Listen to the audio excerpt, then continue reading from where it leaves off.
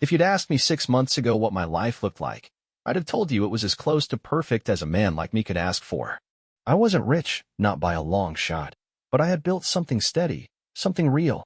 I ran a small but decent remodeling company out in Ohio, mostly kitchens and bathrooms, sometimes basements when the demand was good. I had calloused hands, an aging back, and a reputation for being the kind of guy who always showed up when he said he would. But more than that, I had Jessica, my wife of 19 years, and for most of that time, I genuinely believed we were solid. Not fairy tale in love, but real, steady, dependable. She used to pack my lunch in the mornings, leave stupid notes in the bag like, "Don't forget you're handsome," or "Come home safe. I'm making chili." We used to slow dance in the kitchen on Fridays while dinner simmered on the stove. She'd pour a glass of red wine. I'd sneak a sip of her drink, and she'd swat me like a schoolgirl, laughing. Our daughter left for college last year, and I thought we'd finally hit that phase of life where we'd rediscover each other, travel, sleep in, maybe even fall in love again with who we'd both become. I thought we were close. I thought we were happy. I had no reason to believe otherwise. No cracks in the surface, no slammed doors, no awkward silences that lingered longer than they should have. Jessica had started hitting the gym more often. Yes, and I teased her about it like any husband would, calling her my little fitness influencer. She brushed it off with a smile and said she just wanted to feel good about herself now that we were entering midlife. I didn't push it. Hell, I supported it. I bought her new shoes when hers wore out. I even offered to join her. She said I'd slow her down. We laughed about it. I remember laughing a lot. That's what makes the silence that followed so goddamn loud. Because at the time, I didn't notice anything. No clues. No warning signs. Nothing that screamed your world is about to collapse. I didn't even go to the doctor for anything serious, just a yearly physical my company made mandatory for insurance reasons. I felt fine. Maybe a little tired, but who isn't at 48 when you're pulling 60-hour weeks? They ran the usual blood work, poked and prodded a little. I was out in 20 minutes. No big deal. I didn't think about it again until the nurse called 3 days later and said the doctor wanted to go over some results. That's when everything changed. They say that when people change, they do it slowly, subtly, like the seasons shifting between the cracks of your daily routine. But when it came to Jessica, I swear it happened in a single glance. It was 2 weeks after my diagnosis, and the first clump of hair had come out in my hand in the shower. I stood there, motionless, hot water beating down on my back, staring at those strands like they weren't mine. I didn't cry. I didn't scream. I just wrapped the towel around my shoulders and walked out into the bedroom, expecting something, a hug, a tear, hell, even a joke. Jessica looked up from her vanity mirror, blinked once, then offered the weakest, most artificial smile I'd ever seen on her face. She said, "Well, we knew it was coming," and went right back to curling her lashes. That night, for the first time in nearly 2 decades of marriage, she turned away when I leaned in to kiss her goodnight. No explanation, no fight, just turned her back, pulled the blanket higher, and said she was tired. I told myself not to read into it, not to make something out of nothing, but there's no mistaking the sound of rejection when it comes wrapped in silence. At first, it was the little things, the kind of micro-absences that build up like invisible bruises, the way she stopped sitting next to me on the couch, choosing the opposite end with a pillow between us, or how she started answering her phone in other rooms, always with the volume turned way down. She stopped asking how I was feeling. She stopped cooking for both of us and began meal prepping for herself, talking about macros and cutting carbs while I forced down another bowl of bland soup that tasted like wet cardboard in defeat. There were no more lunch notes, no random hugs, no more dancing in the kitchen. Her gym bag became permanent furniture by the front door, and her new routine included early morning classes and late-night cardio sessions that somehow lasted until midnight. When I asked her about it, she laughed, that brittle, clipped laugh she used when she was annoyed, and said, "You want me to gain weight while you lie around all day feeling sorry for yourself?" That one hit different. That one lodged deep. And I still smiled, still told her I understood, because back then I still thought this was just fear, just stress, just her way of coping with a life neither of us signed up for. But deep down, a whisper started in my gut, and with every cold shoulder and every skipped kiss, it got louder. She doesn't want you anymore. She's already gone. I told myself not to become paranoid, not to let my illness infect my mind the way it was infecting my blood, but no matter how many times I tried to justify her distance, the truth kept creeping in through the cracks she left behind. One night, While brushing my teeth, I caught her watching herself in the mirror, fixing her lipstick, adjusting her top, adding perfume at midnight like she was headed out to prom, not bed. When I asked where she was going, she said the gym had extended hours for premium members, and before I could question it, she was gone. I stood there alone in that master bathroom, once our shared space, now just another part of the house where she wasn't, staring at my pale, thinning reflection and realizing the woman I married wasn't drifting from me. She was running, and I was too sick to chase her. It happened on a Tuesday night, the kind of night that pretends to be quiet but hides something dark just beneath the surface, like a still lake that's already claimed someone. I couldn't sleep, again. The steroids from chemo had my nerves crackling, my joints aching, and my mind racing with images I didn't want to see anymore, images of her leaving at odd hours, of her phone face down every time I walked into the room, of her laughter echoing from behind closed doors like I wasn't even in the house anymore. I wandered into the hallway around 2 a.m., desperate for a drink of water, and that's when I heard it. Her voice, low, hushed, conspiratorial, coming from the master bathroom. I stopped mid-step, instinctively flattening myself against the wall like a burglar in my own home. The door was slightly ajar, and the light inside cast a sliver across the hallway floor like a blade. I wasn't trying to spy, I swear I wasn't, but when I heard her say my name, my breath caught in my throat and everything inside me froze like it was made of glass. Her voice was clearer now, and what she said didn't just break me, it obliterated any last thread of hope I had left in her. "He looks worse every day," she whispered, followed by a soft laugh, the kind of laugh I hadn't heard directed at me in months. "It's like, I don't know, watching a tree rot from the inside. He still tries, bless him. Still acts like we're in love, still talks about the future. But I can't do this anymore. I need to feel alive. I need more than hospital visits and dying eyes." Then a pause. And then the worst part, that silence between lies, where the truth always hides. "Don't worry," she added, her voice practically sweet. "He won't find out. He still trusts me. He's too tired to care." I didn't hear a second voice, which meant she was either on speaker or whispering into her AirPods. It didn't matter. Whoever he was, she had just said everything she felt, out loud, into the air we used to breathe together. And for the first time since my diagnosis, it wasn't the cancer making me sick. It was her. I backed away slowly, feeling like a man caught in the crossfire of his own life, my hands trembling not from chemo this time, but from something colder, something far more final, realization. I didn't cry. Not yet. That would come later, alone, in the garage with the door closed and the engine off. The kind of cry you only let out when the world you build has burned to the foundation and you're still standing in the smoke. I walked back to the guest room and stared at the ceiling, my ears ringing from the words I couldn't unhear. She didn't just want out. She had already left, emotionally, physically, maybe even spiritually.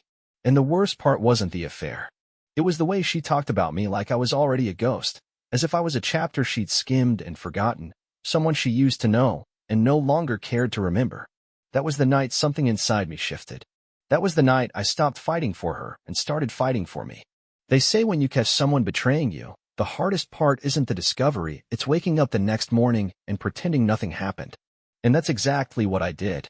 I woke up before her, made the coffee just the way she liked it, oat milk, cinnamon, no sugar, and left her favorite mug on the counter like a man still stupidly in love. She wandered into the kitchen in one of my old t-shirts, the same one she used to wear when we'd stay in on Sundays and watch movies under a blanket, except now it just looked like a costume on a stranger playing a role she didn't even like anymore. I smiled. I asked her how she slept. She lied, said she'd been tossing and turning all night. I nodded like I believed her, like I hadn't stood just a few feet away the night before listening to her talk to some mystery man about how she was dying inside because I was still alive. She kissed my cheek with the mechanical softness of a woman trying to keep the peace, and I told her I had an appointment later, routine, nothing major, and watched her walk away without asking a single question. That's when I knew for certain I wasn't her husband anymore. I was a chore, a checklist item, a ghost she was waiting to collect life insurance on. So I made a decision, not to scream, not to beg, not to leave. No, I was going to stay. And I was going to play dumb so perfectly, so completely, she'd never see what was coming. I started documenting everything. I went from heartbroken to calculated in the span of a breath, because pain has a funny way of clarifying things. I found an old phone and synced it to our home Wi-Fi. I placed it under the dresser in the bedroom, angled just enough to capture the space where her late-night stretches and yoga routines seemed to turn into something much more performative. I installed a voice-activated recorder under the passenger seat of her car, right next to the emergency kit she hadn't touched in years. I went through our finances and discovered credit card charges that didn't line up with her story: fancy dinners while I was at chemo, hotel stays billed under fake names, Uber rides from places we never went together. She wasn't just cheating, she was insulting my intelligence with every hour that passed. And through it all, I never once let on. I still held her hand at her parents' dinner table. I still let her post those fake, supportive wife selfies on social media with captions like #warriorwife, #I can't lose him. I played the part of the loving, dying husband like a professional, because I knew the one thing cheaters hate most is not being caught, it's being outplayed. And let me tell you, nothing was more satisfying than watching her fall deeper into her own lie while I sharpened the blade behind the curtain. She thought I was too weak to fight back, too drained from chemo to connect the dots. But every fake smile I gave her, every affectionate text I sent, every soft, "I love you," I whispered was just another stitch in the shroud I was wrapping around her reality. I knew one day soon she'd look up from whatever filthy little secret she thought she'd gotten away with and see the truth, that the man she buried alive was the one who'd built her coffin. I wasn't planning on catching her in the act. I was planning on inviting her to watch herself burn. And believe me, she'd never forget the day that curtain finally dropped. I wasn't supposed to come home that night. That's what makes it sting so damn deep, the fact that if the nurse hadn't double-booked my chemo slot, if the hospital hadn't called to reschedule to the following morning, I never would have known just how far gone she really was. But fate, or maybe something darker, put me in the cab that night, pale, nauseated, and still hooked up to the port in my chest, as I watched my neighborhood pass like a funeral procession outside the window. I didn't call Jessica to let her know I was on the way. I told myself it was because I didn't want to wake her, but the truth is, something in my gut had been twisting tighter every day, and that night it nodded into something unmistakable: dread. The house was dark when I pulled up. Not unusual, except my car, the one she insisted on driving to keep it from sitting too long, was parked in the driveway, and the living room lights were off. Normally, she left them on for me. Even a dog knows when the energy in a house has changed. I stepped inside and felt it immediately. The silence wasn't peaceful. It was hiding something. The first sound I heard was a laugh. Not hers, not entirely. It was muffled, feminine, but flirtatious in a way I hadn't heard from her in years. Then came a man's voice, low, cocky, the kind of voice that doesn't belong in the home of a sick husband who still believes in his vows. I should have turned around. I should have walked away, called my lawyer, spared myself the final wound. But I had come this far already, and whatever piece of my soul was still intact needed to see it, needed to confirm that the life I had built, the woman I had loved, was really gone. I climbed the stairs slowly, every step echoing louder than it should have, my heart pounding not from sickness this time, but from something far more human: rage. The bedroom door was halfway closed, just like it always was when she claimed she was too tired to talk. And through that crack I saw it, her, with her hair tossed back, straddling a man I didn't recognize, both of them too wrapped up in their ecstasy to notice the pale, broken man standing in the shadows, still wearing his hospital bracelet.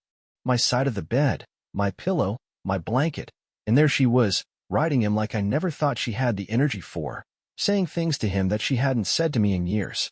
And in that moment, I didn't feel hurt. I didn't feel anger. I felt nothing. Because the man who loved her had already died weeks ago, all that was left was the man who had come to bury her memory. I didn't storm in. I didn't scream. I didn't cry. I simply pulled out my phone and snapped a photo, one, then two, with the flash off, of course. I turned and walked back down the stairs like I was leaving a crime scene, because in a way, I was. Something had been murdered in that room long before I arrived, and what they were doing was just dancing on the ashes. Back in the cab, I stared at the photos. I wasn't surprised. Not really. What shook me most was how quickly my mind shifted into gear. No pain. No confusion. Just cold, focused calculation. The plan was already forming. I'd already laid the groundwork. Now I just had to finish what she started, only this time, I'd be the one writing the ending. It's one thing to see betrayal, to catch it in the act, to record it, to hold the truth like a knife behind your back. But it's something else entirely when the person you love decides to speak that betrayal into existence, out loud, to your face, without shame or hesitation. That kind of moment doesn't just hurt. It scars. It tattoos itself onto your soul so deeply that no apology, no rationalization, no time will ever peel it off. I remember the day perfectly, down to the sound of the coffee maker dripping behind me. I had just come back from an early morning appointment with my oncologist, white blood count slightly up, some minor progress, nothing dramatic, and I felt, for once, a tiny flicker of hope. I walked into the kitchen with my file in hand, and for some stupid reason, I wanted to share it with her. I still needed that validation, support, a smile that felt real. She was standing by the fridge, scrolling on her phone, wearing a tank top that wasn't mine and perfume I hadn't smelled on her in months. I said, "Hey, good news from the doc today," and she looked at me with an expression that, until that moment, I hadn't had a name for, contempt dressed as pity. She didn't even try to hide the sigh. "That's great," she said, flat as drywall. Then, she put her phone down and finally looked at me, really looked at me, and said, "But what are we supposed to do? Huh? Just keep playing house while I watch you fade away one hospital trip at a time? You don't get it, do you? You're not the man I married anymore. You're a shell. You barely laugh. You don't touch me. You sleep all day. I have needs, and you've become," she paused, and the silence dragged longer than my chemo sessions, "a burden." I didn't speak. I didn't breathe. I just stood there while those words circled the room like smoke. A burden. Not a husband, not a partner, not the man who held her through the loss of her father, or worked 12-hour shifts so she could go back to school or brought her soup during her migraines. None of that mattered. I was a burden, dead weight on her perfect little image, a rotting anchor she couldn't cut loose fast enough. That was when the switch flipped inside me for good. I nodded, said nothing, and left the room. But in my mind, I was already done grieving. There was no wife anymore. There was no marriage. There was only the mission. I had let her play her game long enough, let her lie to my face and kiss my forehead with lips that had just touched someone else's skin.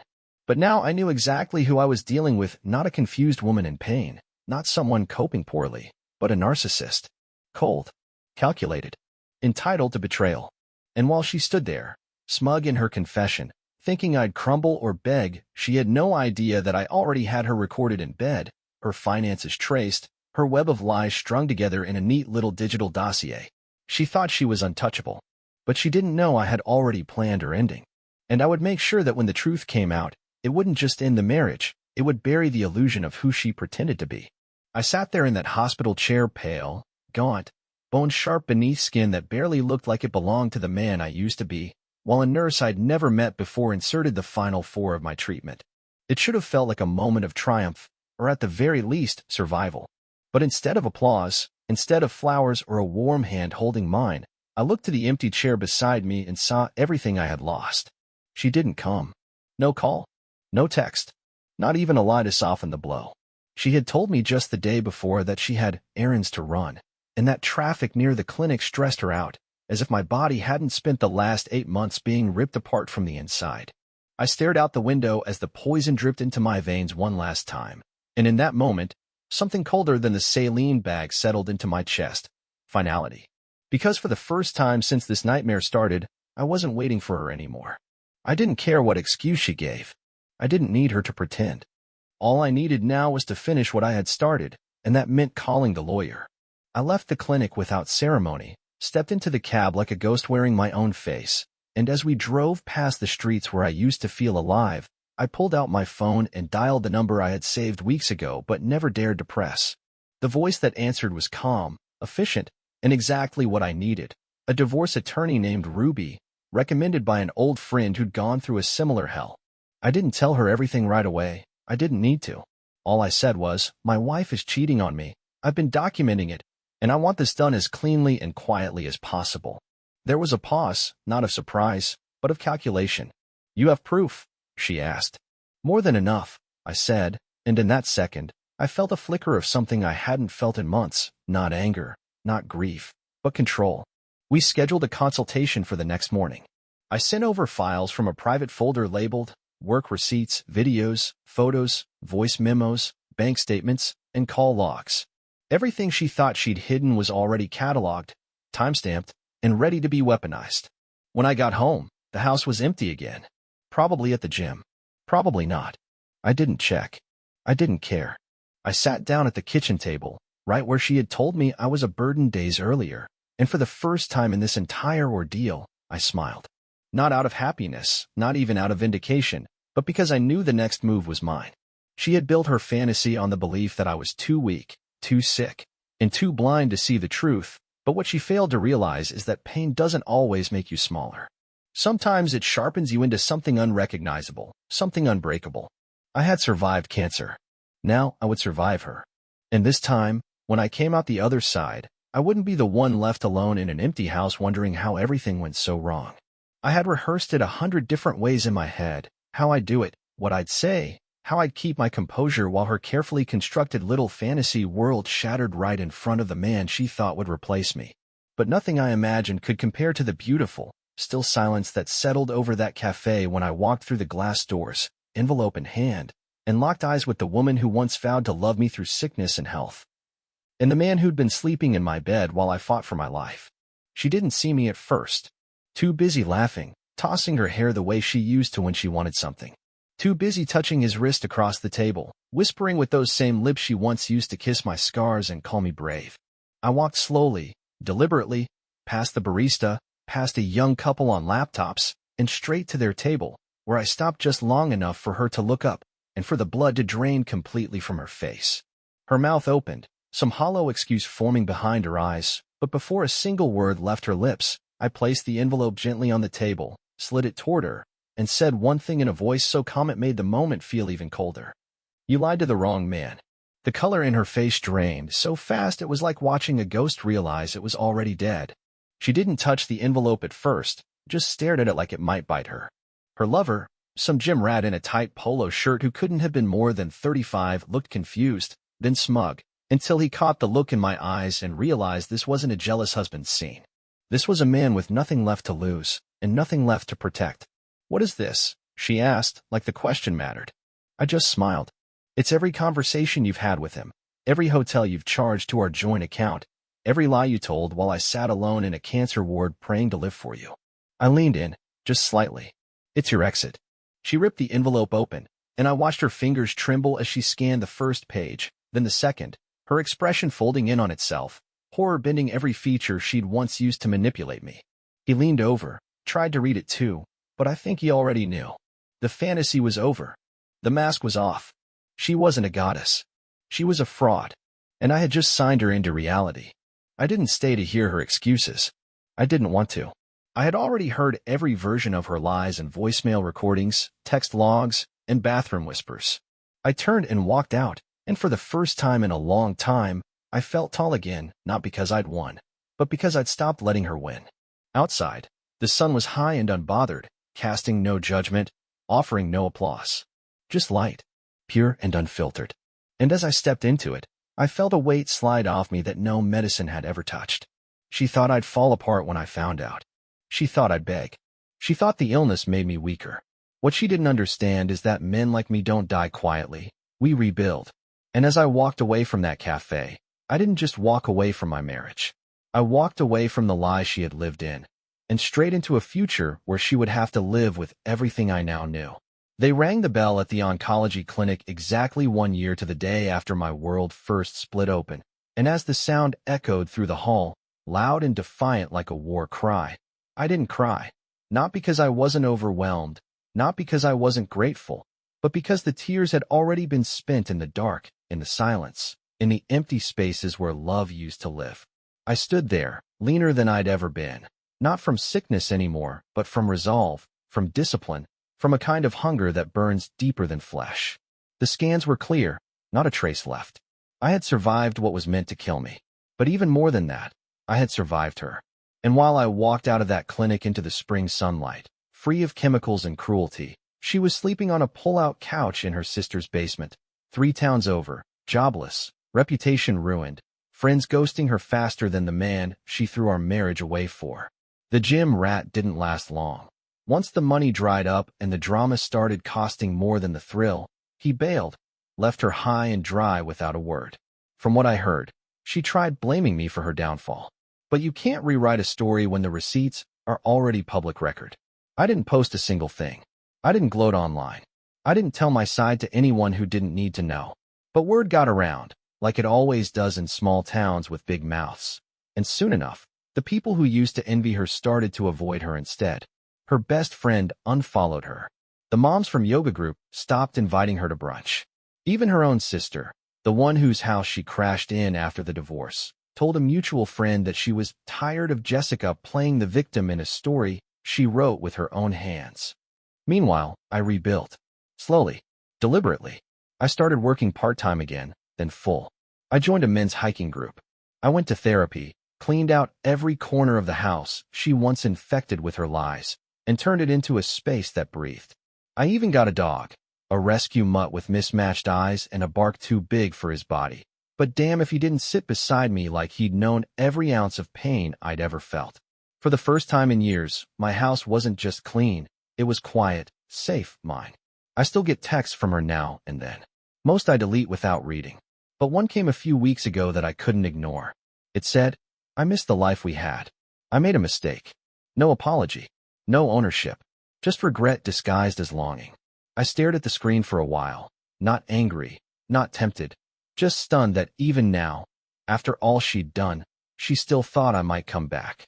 I didn't reply, not because I didn't have words, but because some people don't deserve your breath. She thought I'd die in pieces while she danced around in a life built on lies. But I lived. I lived so hard. She choked on her own freedom. And if there's a better ending than that, I haven't heard it. People say revenge is a dish best served cold, but what they don't tell you is that the real satisfaction doesn't come from watching someone suffer. It comes from realizing you no longer need to. For a long time, I dreamed about confronting her again, not to scream, not to accuse, not even to get an apology, but just to look her in the eyes and let her know that I made it without her, that the man she left for dead had come back stronger than she could have ever imagined. But the truth is, by the time I was standing on my own again, hair growing back, appetite returning, color in my cheeks that hadn't been there in a year, I didn't want that confrontation anymore. Because I had already won. The final nail wasn't in the courtroom, or in the cafe, or even in the basement she now called home. The final nail was in the silence, the space where I once begged her for love, and now no longer even remembered the sound of her voice. She thought I would die broken, but I didn't. I lived. And in doing so, I made her watch as the one thing she never expected to lose, my peace, became the very thing she could never touch again. I still remember the last message she sent me. It came in the middle of the night, weeks after the divorce was finalized, after the story had already made its rounds through town, after her so-called friends had stopped answering her calls. It simply read, "I miss who we were. I wish you'd talk to me." I stared at that sentence for a long time, not because I didn't know how to answer, but because I finally understood just how far she had fallen, not financially, not socially, but spiritually. The woman who once mocked my weakness, who weaponized my illness to justify her betrayal, was now reaching into the past like it was a lifeline, hoping to drag herself back into the arms of the man she had buried in real time. But that man didn't exist anymore. He died the night she called him a burden, and the one who rose from those ashes was someone she would never recognize, never control, and certainly never deserve. I didn't respond. I didn't block her either. I let the message sit there, unanswered, like a gravestone in a conversation that no longer had breath. So if you're listening to this, if you've ever been lied to, betrayed, broken down until you couldn't recognize yourself in the mirror anymore, I want you to know something. Survival isn't loud. It doesn't always come with fire or vengeance or grand speeches. Sometimes survival is just choosing not to open the door when the past comes knocking. Sometimes it's the quiet click of a text left unread. And sometimes it's walking through your own front door, cancer-free, divorce final, peace restored, and realizing you didn't just live, you outlived them. She thought I would crumble. She thought the chemo would take my body and the betrayal would take my soul. But here I am, standing in the sunlight, dog by my side, coffee in hand, and she's the one lost in the dark. That's not revenge. That's justice. And I'll drink to that every morning for the rest of my life.